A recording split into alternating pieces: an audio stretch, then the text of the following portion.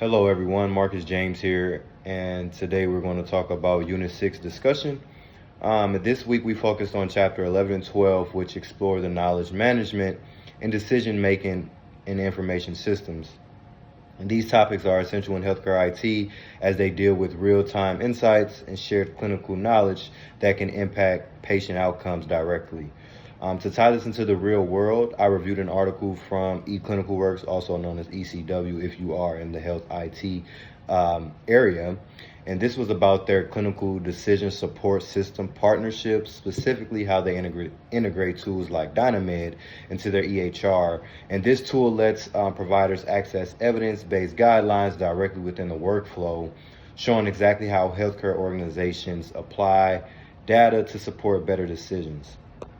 And that really stood out to me because I'm currently, I've transitioned into a new role, and I'm going to be taking over the eClinicalWorks as an analyst for an organization. So I thought this was a perfect time to gain more insight on the actual system itself and tie it into what we're learning.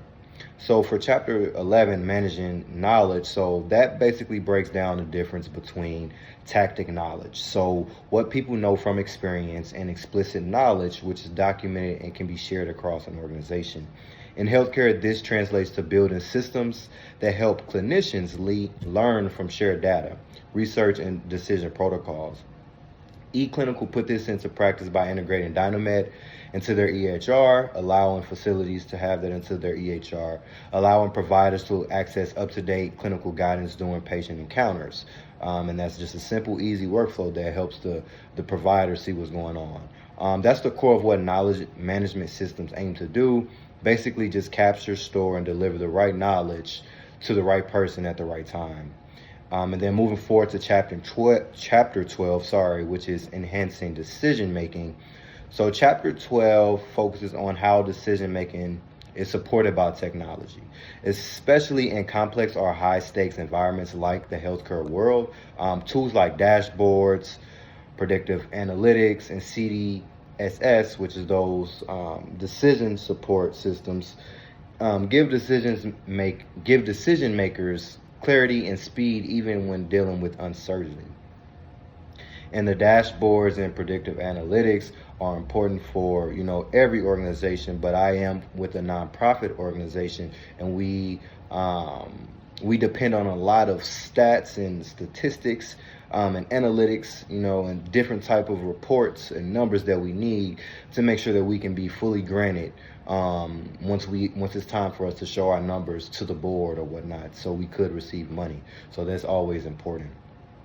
eClinicalWorks, they really highlight how embedded CDSS tools help providers make evidence-based decisions, whether it's leaving the patient chart. The tools offer reminders, alerts, relevant client content, reducing the load on the providers, just making sure that everything is safe and sound.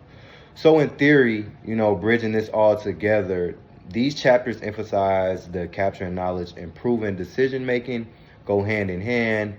That makes more efficient and reduces for chance of error.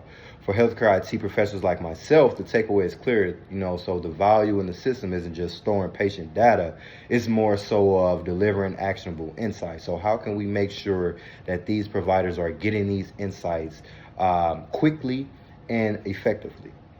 So my final thoughts was, this week really allowed to show how the right tools can turn information systems into an impact.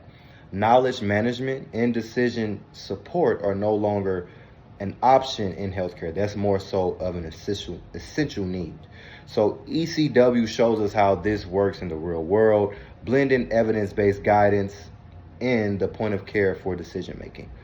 So I really do appreciate the time, and I'm interested to hear what you guys have to say. Thank you.